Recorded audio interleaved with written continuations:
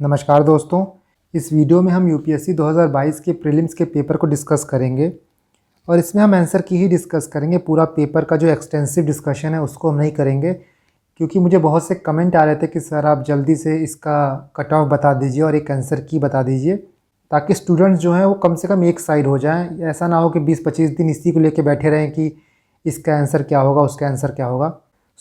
इस वीडियो में जो मैं आपको आंसर बताने वाला हूँ वो मोस्ट ऑथेंटिक है और मैंने बहुत रिसर्च किया इसके लिए, इसीलिए इतना टाइम लग गया मुझे आंसर की लाने में। इस आंसर की को देख के आप मुझे ये बताइएगा कमेंट करके कि आपके कितने मार्क्स आ रहे हैं, और उसके बाद आप मेरे टेलीग्राम चैनल पे जाके एक पोल में क्रिएट करूँगा। उस पोल में आप पार्टिसिपेट करिएगा ताकि हम लोग मिल के जो प्रोबेबल कट ऑफ है उसको डिसाइड कर पाएँ। मेरे और भी लोगों से बात हो रही है जो कि सिलेक्टेड कैंडिडेट्स हैं वो भी, और जिन्होंने काफ़ी अच्छा स्कोर किया प्रीलिम्स में उनसे भी बात हो रही है। हम लोग मिलके आपको इसका कट ऑफ दे देंगे। इस आंसर की को आप अच्छे से देख लीजिए और इस आंसर की के हिसाब से आप बताइए कि आपके कितने मार्क्स बन रहे हैं। बाकी इस पेपर का जो होलिस्टिक डिस्कशन है उसको हम बाद में करेंगे, और इसलिए ज़रूरी है डिस्कशन इस पेपर का, क्योंकि देखिए आपको पेपर से कुछ सीखना पड़ेगा। हर बार आप पेपर ऐसे दे के आओगे फिर कुछ उसमें से आप लर्निंग नहीं लोगे ना, तो साइकिल रिपीट होती जाती है। यही रीज़न होता है कि कुछ लोग प्री बार बार क्लियर करते हैं और कुछ लोग प्री क्लियर नहीं कर पाते हैं, क्योंकि वो पेपर से लर्निंग नहीं लेते हैं। आपको पेपर से बहुत कुछ सीखना पड़ेगा, और जब मैं इस पेपर को पूरी तरीके से डिस्कस करूंगा तो वहाँ बात करूंगा कि आप क्या क्या सीख सकते हैं इस पेपर से। तो पहला क्वेश्चन देखिए, रैपिड फाइनेंसिंग इंस्ट्रूमेंट और रैपिड क्रेडिट फैसिलिटी किससे रिलेटेड है? तो ये IMF से, इंटरनेशनल मॉनेटरी फंड। ये आपका सेट ए है, ठीक है। क्वेश्चन आप मिला लीजिएगा, आपका ये सेट ए है। मुझे इसका हिंदी पार्ट नहीं मिला, बट आप मिला लीजिएगा। बाकी मैं इसका हिंदी जो है अपने टेलीग्राम चैनल पर डाल दूंगा। नेक्स्ट क्वेश्चन 2 है आपका, रीर और नीर से रिलेटेड क्वेश्चन है ये। तो इसका जो सही आंसर था वो था 1 और 3। इसके बाद देखिए, with reference to the Indian economy consider the following statement. तो यहाँ पे कुछ इन्फ्लेशन की बात किया है, रूपी डेप्रिशिएशन की बात किया है। इसका आंसर है आपका 2 और 3। इसके बाद देखिए, with reference to the G20 common framework. पहला बोला है कि इनिशिएटिव है G20 और पेरिस क्लब का, और दूसरा बोला है कि यह इनिशिएटिव है लो इनकम कंट्रीज़ को सपोर्ट करने का। तो इसका आंसर है बोथ 1 और 2। इसके बाद इन्फ्लेशन इंडेक्स बॉन्ड के बारे में पूछा है। ये काफ़ी पुराना है, ये 2016-17 का है या फिर उससे भी पहले का है। तो देख रहे हो कि काफ़ी पहले की चीज़ें पूछी गई हैं। इवन करंट अफेयर में भी आप देखोगे ना कि 2-2 साल पुरानी चीज़ें पूछी गई हैं। तो आपका इसका करेक्ट आंसर है 1 और 2। इसके बाद देखिए, with reference to foreign own e commerce firm operating in India which one of the following statement is correct. तो इसका है ओनली 2। अगर आपको इन्वेंट्री बेस्ड मॉडल पता होगा और मार्केट प्लेस मॉडल पता होगा तो आप इस चीज़ को कर लोगे आराम से। इसके बाद देखिए, रियल सेक्टर के बारे में पूछा है। तो बेसिकली 2 टाइप के सेक्टर होते हैं, रियल सेक्टर और फाइनेंशियल सेक्टर। फाइनेंशियल सेक्टर आपके वो होते हैं चाहे वो बॉन्ड से रिलेटेड होते हैं, आपके इक्विटी बॉन्ड इन सब चीज़ों से, और बाकी जो रियल सेक्टर होते हैं वो आपके गुड्स एंड सर्विसेज वाले सेक्टर होते हैं। तो इसका आंसर था आपका 1 और 2। यहाँ क्वेश्चन देखिए, इनडायरेक्ट ट्रांसफ़र के बारे में पूछा है।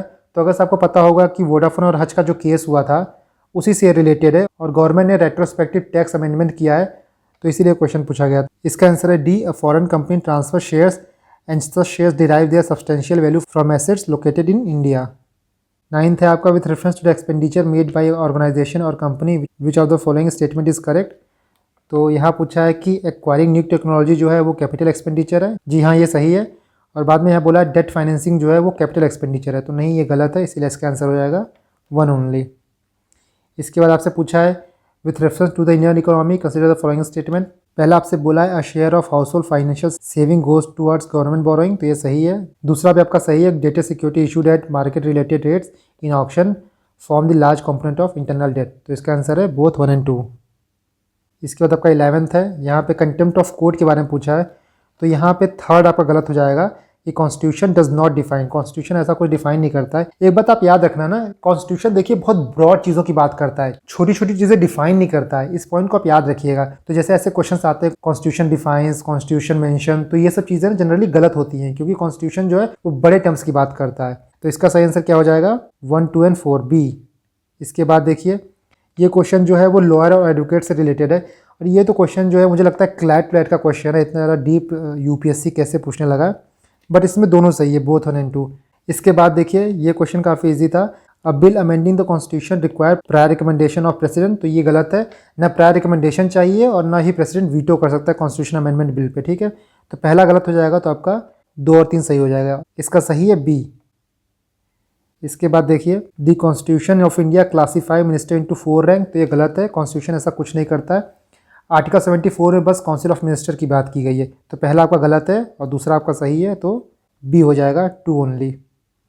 नेक्स्ट आप देखिए विच of the following is the exclusive power of Lok Sabha, तो इसमें आप देखोगे तो पहला जो है वो गलत है, ये एक्सक्लूसिव पावर नहीं है, और तीसरा भी गलत है, ये भी एक्सक्लूसिव पावर नहीं है।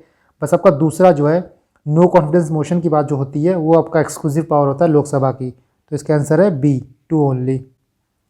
नेक्स्ट है आपका with reference to anti defection, anti defection के बारे में बोला है पहला स्टेटमेंट कि जो नॉमिनेटेड मेंबर हैं वो किसी पार्टी को ज्वाइन नहीं कर सकते विद इन 6 मंथ, तो ये गलत है, बल्कि इसका उल्टा होगा कि 6 मंथ के अंदर इनको ज्वाइन करना होता है, तो पहला गलत है, दूसरा सही है, तो इसका आंसर हो जाएगा बी ओनली।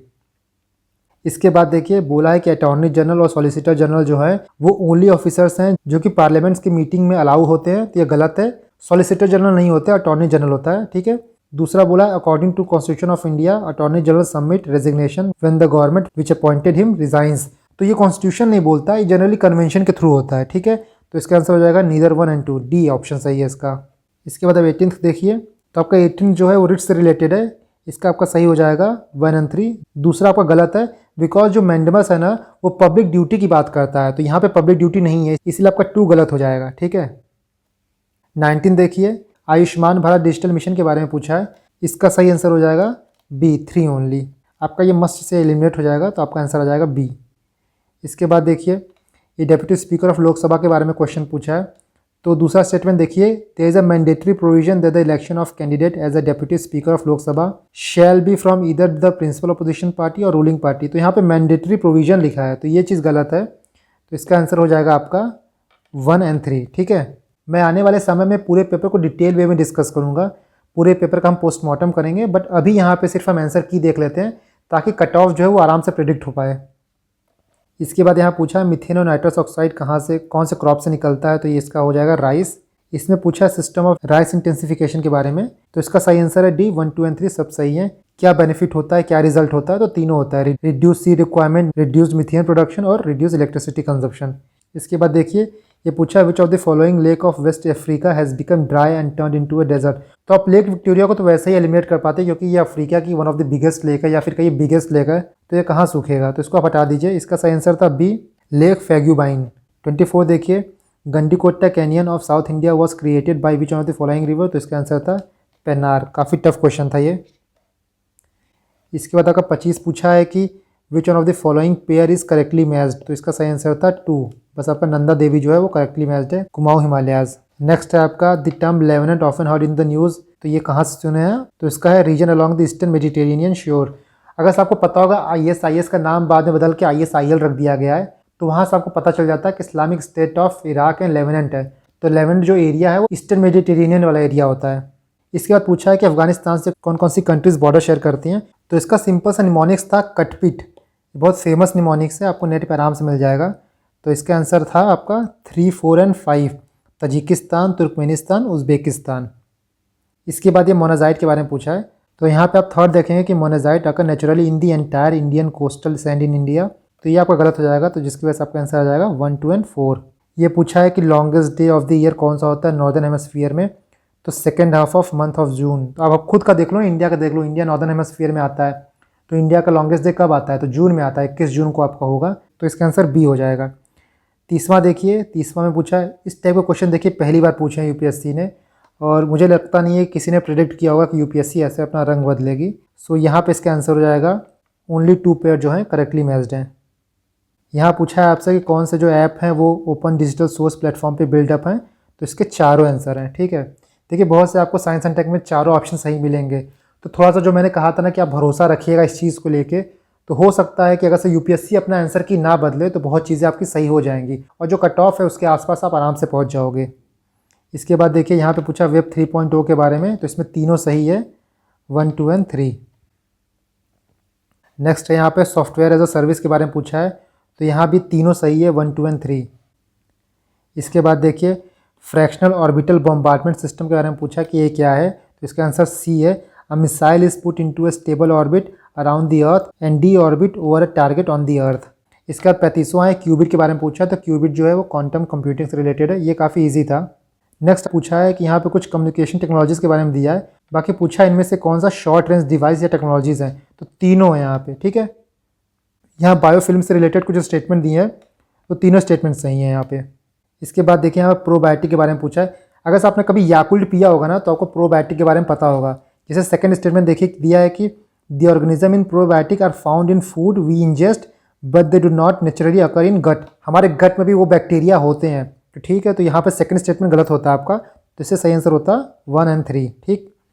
इसके बाद नेक्स्ट में कोविड-19 वैक्सीन के बारे में कुछ पूछा है।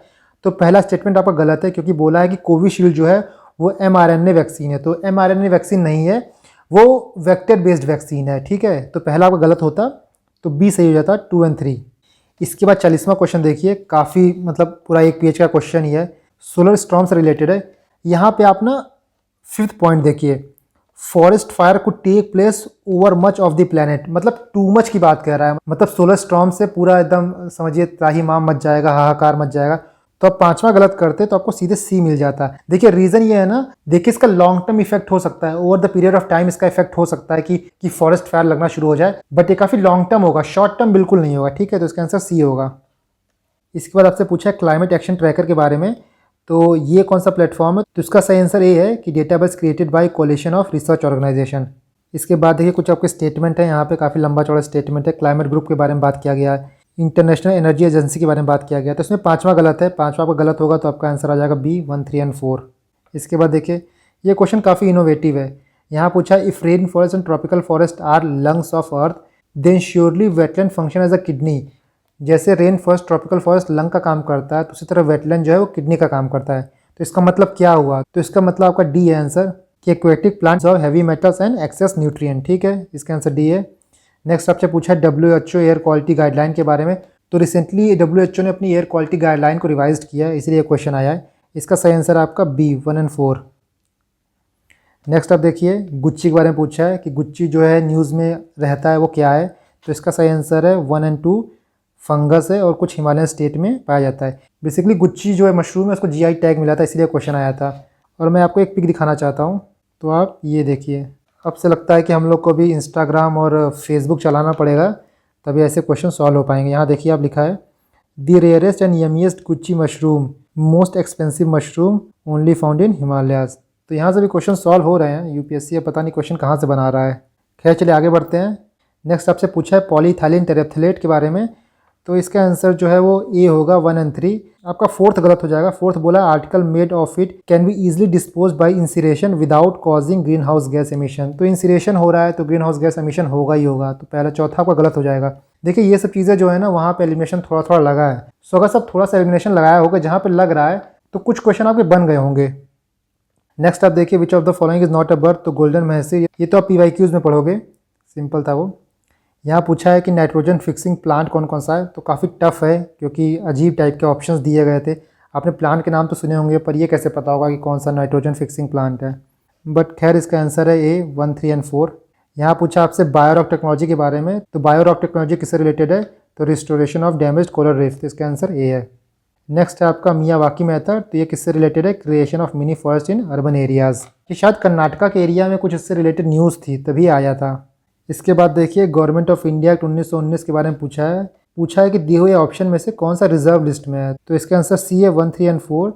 क्योंकि रिजर्व लिस्ट मतलब वो था ना जिसमें गवर्नर अपने एग्जीक्यूटिव काउंसिल के साथ मिलकर डिसीजन लेता है। तो चाहे पुलिस हो गया, लैंड रिवेन्यू हो गया, ये सब तो अंग्रेजों ने कभी इंडियंस को दिया ही नहीं था, तो इसका 1, 3 और 4 होगा।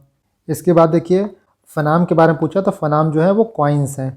नेक्स्ट आपसे पूछा है कि कौन से लोग जो हैं गदर पार्टी से रिलेटेड हैं, एक्टिवली एसोसिएटेड, तो रास बिहारी बोस थे, तो इसका आंसर होगा 3 ओनली।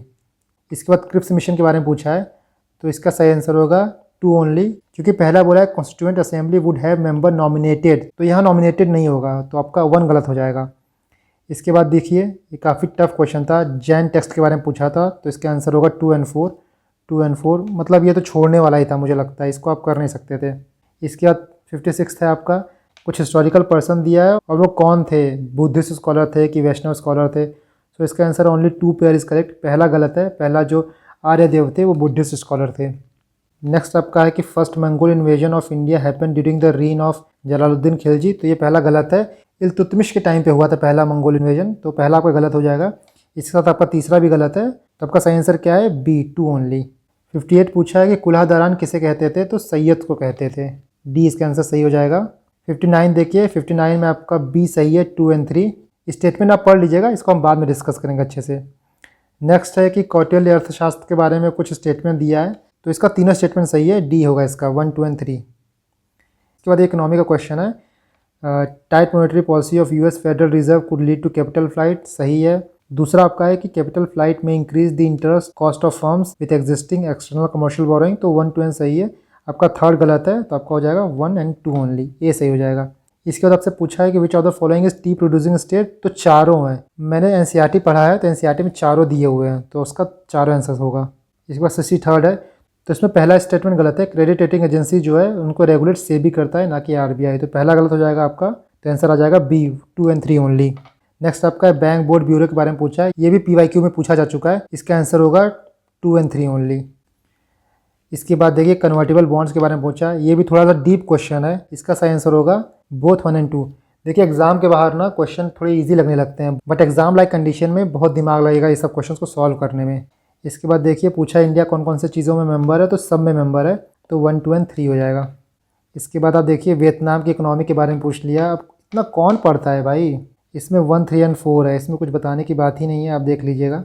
नेक्स्ट पूछा कि कौन रिस्पॉन्सिबल है इन्फ्लेशन को कंट्रोल करने के लिए, तो आरबीआई, ये सिंपल क्वेश्चन था। इसके बाद पूछा नॉन फंजिबल टोकन के बारे में, तो इसमें बहुत लोगों को कन्फ्यूजन है, बट इसका थर्ड जो है वो नहीं होगा, इसका सही आंसर होगा 1 और 2 ओनली। नेक्स्ट आपको रिजर्वायर दिया, स्टेट दिया है, इसका सही है, ओनली 3 पेयर इज करेक्ट। इसके बाद बोला है कि कौन सी बॉडी जो है वो industrial dispute, closure, retrenchment, lay off, इन सबको कंपाइल करती है, तो इसका सही आंसर था लेबर ब्यूरो।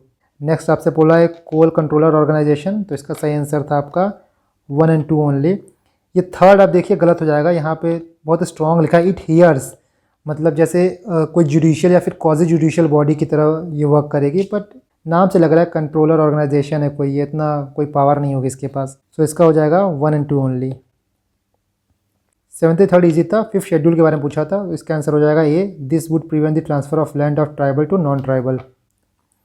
74 देखिए इंडियन सैनिटेशन कोलिशन, ये तो मुझे लगता है किसी ने सुना ही नहीं होगा, तो इसका आंसर होगा डी, नीदर 1 और 2। एक तो किसी ने सुना नहीं है और ऊपर से इसका आंसर भी डी होगा, तो सोच रहे हैं कितना ज़्यादा मुश्किल क्वेश्चन है ये। इसके बाद पूछा, ये तो प्रीवियस ईयर क्वेश्चन में आ चुका है, पूछा है कि कौन सी बॉडी जो है वो एनवायरमेंटल प्रोटेक्शन एक्ट के अंदर आती है, तो central ground water authority. Next आपका यूनाइटेड नेशन क्रीडेंशियल कमेटी के बारे में, सो इसका 3 सही होगा, 3 ओनली, बाकी 1 और 2 गलत है इसका। इसके बाद देखिए पोलर कोड के बारे में पूछा है, तो पोलर कोड जो है it is a international code of safety for ship operating in polar waters. 78 देखिए यूनाइटेड नेशन जनरल असेंबली के बारे में पूछा है, कौन सा स्टेटमेंट सही है, तो इसमें तीनों स्टेटमेंट सही है, 1, 2 और 3 तीनों। 79 देखिए टी बोर्ड के बारे में पूछा है, तो ऐसे क्वेश्चन जो है वो एलिमिनेशन से आप कर सकते हो, बाकी एलिमिनेशन भी थोड़े से ही लगेंगे। 1 और 2 बहुत लोग को पता होगा कि 1 सही है और 2 गलत है, ये टी बोर्ड, कॉफ़ी बोर्ड, ये सब बोर्ड जो है वो मिनिस्ट्री ऑफ एग्रीकल्चर के अंदर नहीं आते हैं, सो पहला सही है, दूसरा गलत है, तो आंसर हो जाएगा 1 और 4 ओनली। नेक्स्ट पूछा है ग्रीन वॉशिंग क्या है, तो ग्रीन वॉशिंग है conveying a false impression that a company product are eco friendly and environmentally sound, मतलब ऐसा दिखाना कि भाई एनवायरमेंट फ्रेंडली है, इको फ्रेंडली है, बट असली में नहीं होता है, तो उसको कहते हैं ग्रीन वॉशिंग।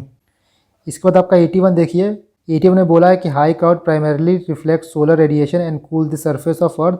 दूसरा बोला है low clouds have high absorption of infrared radiation emanating from the earth surface and thus cause warming effect, तो इसका सही आंसर होगा 2। पहला गलत है, पहला उल्टा बोल दिया है, वो रिफ्लेक्ट नहीं करते, ज़्यादा एब्जॉर्ब करते हैं। एक्चुअली वो रिफ्लेक्ट भी करते हैं, एब्जॉर्ब भी करते हैं, बट ज़्यादा वो एब्जॉर्ब करते हैं। 82 देखिए, 82 भी काफ़ी टफ था, इसका आंसर होगा 2, 3। BDBD जो है वो साउथ सूडान में, ना कि केन्या में। नेक्स्ट आपसे पूछा इन कंट्रियों में से कौन से मेंबर हैं ऑर्गेनाइजेशन ऑफ टर्की स्टेट के, तो इसका सही आंसर होगा 2 और 5, अजरबैजान और आपके उज़्बेकिस्तान। इसके बाद 84 देखिए, 84 में भी स्टेटमेंट दिया है कि Gujarat has the largest solar park in India, तो पहला गलत है, ये राजस्थान है शायद। स्टेटमेंट 2 सही है इसका, केला has fully solar power international airport. इसके बाद 85 देखिए, United nation law of convention के बारे में पूछा है, तो कुछ स्टेटमेंट हैं, यहाँ पे 3 स्टेटमेंट जो है वो सही हैं। नेक्स्ट देखिए सेनकाकू आइलैंड के बारे में पूछा है, तो इसका ऑप्शन बी सही होगा, China and Japan engages in maritime dispute over this island. इसके बाद कुछ कंट्री के बारे में पूछा है और साथ में कुछ इवेंट्स के बारे में पूछा है। जनरली क्या होता है कि जनरली जो प्लेसेस इन न्यूज़ रहते हैं वो पूछ लेते हैं, बट यहाँ पे जो इवेंट्स पूछे हैं वो काफ़ी टिपिकल है, मतलब इतना ज़्यादा पता नहीं होते हैं। सो पहला आपका गलत है, तो सही आंसर है सी, ओनली 3 पेयर इज़ करेक्ट। इसके बाद यहाँ भी वही पूछा है जो कुछ रीजन न्यूज़ में है साथ में कंट्री से रिलेटेड, तो इसका सही आंसर है only 2 pair is correct. Next बोला है कि with reference to the Indian law about wild life protection consider the following, तो इसमें आपका तीसरा स्टेटमेंट जो है वो गलत है, तो आपका सही आंसर हो जाएगा 1 and 2 ओनली। इसके बाद पूछा है certain species of which of the following organism are well known as cultivator of fungi, तो इसका सही आंसर है एंट। नेक्स्ट आपका अशोका कुछ मेजर रॉक एडिक्ट दिया है और उनका लोकेशन बोला है, तो सही answer only 2 pair is correct, third गलत है, फोर्थ गलत है। 92 देखिए 92 में किंग दिया है, डायनेस्टी दिया है, तो 2 सही है, तो यहाँ पे ओनली 2 पेयर इज करेक्ट है। 93 देखिए संगम लिटरेचर के बारे में कुछ स्टेटमेंट है, तो इसका बी सही है, this social classification of varna was known to Sangam poet. 94 पूछा Yoga Vasishtha was translated into Persian by Nizamuddin Panipati during the reign of, तो अकबर है। देखिए यहाँ 2 ऑप्शन आप एलिमिनेट कर सकते थे, एटलीस्ट एक एलिमिनेट कर सकते थे, औरंगजेब आप एलिमिनेट कर लेते, और अकबर के टाइम पे महाभारत को भी ट्रांसलेट किया गया था, रामायण को भी ट्रांसलेट किया गया था, तो यहाँ से थोड़ा सा एक वाइल्ड गेस आप ले सकते थे। 95 देखिए यहाँ पे रामानुजा के बारे में पूछा है जिनकी मूर्ति ऑनरेबल पीएम ने इनॉग्रेट की थी, तो उनकी टीचिंग के बारे में पूछा है, तो इसका सही आंसर था the best means of solvation was devotion. इसके बाद 96 देखिए मोदी जी ने जो नया सर्किट हाउस सोमनाथ टेम्पल के पास इनॉग्रेट किया था, तो यहाँ पे सोमनाथ टेम्पल से रिलेटेड पूछा है, तो आपका थर्ड यहाँ गलत है, यहाँ पे एस राधाकृष्णन नहीं होगा, यहाँ पे राजेंद्र प्रसाद थे, तो पहला दूसरा आपका सही है, तो आंसर हो जाएगा ए। 97 देखिए बी सेल और टी सेल के बारे में पूछा है, ये तो काफ़ी न्यूज़ में थे, इसका आंसर डी हो जाएगा, they protect the body from the diseases cause by pathogens. 98 देखिए नैनो पार्टिकल्स के बारे में क्वेश्चन है, तो ऐसे क्वेश्चंस को मैंने कहा था ना कि जो फ्यूचर की टेक्नोलॉजी होती है उनके अनलिमिटेड पोटेंशियल होते हैं। पहला स्टेटमेंट बोला है other than those made by humans nano particle do not exist in nature, तो ये डू नॉट बोल दिया है, काफ़ी एक्सट्रीम स्टेटमेंट है, तो पहला गलत हो जाएगा, आपका आंसर हो जाएगा डी 2 and 3। नेक्स्ट है आपका डीएनए बार कोडिंग के बारे में पूछा है, तो यहाँ पे आपका पहला गलत हो जाएगा assess the age of plant and animal, ये गलत हो जाएगा आपका, तो आंसर हो जाएगा डी 2 and 3। और लास्ट आपसे पूछा है किससे एसिड रेन होता है, तो काफ़ी ईजी था, नाइट्रोजन ऑक्साइड और सल्फर ऑक्साइड, तो आंसर हो जाएगा 2 and 4 ओनली। तो दोस्तों आपका यहाँ पे 100 के 100 क्वेश्चन कंप्लीट हो गए हैं और मैंने पूरी कोशिश की है कि 99% एक्यूरेसी मेंटेन की जाए। आप मुझे इस आंसर की से बताइएगा कि आपके कितने मार्क्स आ रहे हैं, और इसके बाद आप जाकर टेलीग्राम पे जो मैंने पोल क्रिएट किया है उस पोल पे आप वोट करिएगा, और इसके बाद हम शाम तक आपको बता देंगे कि कट ऑफ कितनी जा सकती है, और उसके बाद हम डिस्कस करेंगे कि आगे का आपका प्लान ऑफ एक्शन क्या होना चाहिए। Thank you.